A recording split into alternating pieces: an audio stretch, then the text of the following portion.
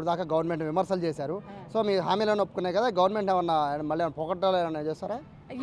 మేము ఎందుకు మాకు ఏదో ఒకటి పెడితే పెళ్ళి ఏదంప సామెత కూడా ఉంటుంది కదా, అలాగే మేము పొగడ్డాలు ఏం కాదు. ఎందుకు పొగుడుతాం? మమ్మల్ని రెగ్యులర్ చేసినప్పుడు పొగుడుతాం. అంగన్వాడీలని రెగ్యులర్ చేయండి, కనీస వేతనాలు అమలు చేయండి, మీకు పాలాభిషేకాలు చేస్తాం అంతే. సో ఫైనల్గా అయితే మీరైతే సమ్మెను పూర్తిగా విరమించి ఈరోజు విధుల్లో జారవుతున్నారు అందరూ కూడా. చేస్తున్నారు. సో ఇది బేబీరాణి చెప్తున్నారు. పూర్తి స్థాయిలో అంటే ఏదైతే చెప్పిన మాట ఉందో అది లిఖితపూర్వకంగా ఇస్తామని హామీ ఇచ్చిన నేపథ్యంలో జూలైలో అది ఏ గవర్నమెంట్ వచ్చినా కూడా ఖచ్చితంగా జూలైలో అయితే వీళ్ళకి వేతనాలు పెరిగే విధంగా వాళ్ళు మినిట్స్ రాసి ఇచ్చారు కాబట్టి మేము ఆందోళన విరమిస్తున్నామని చెప్పారు.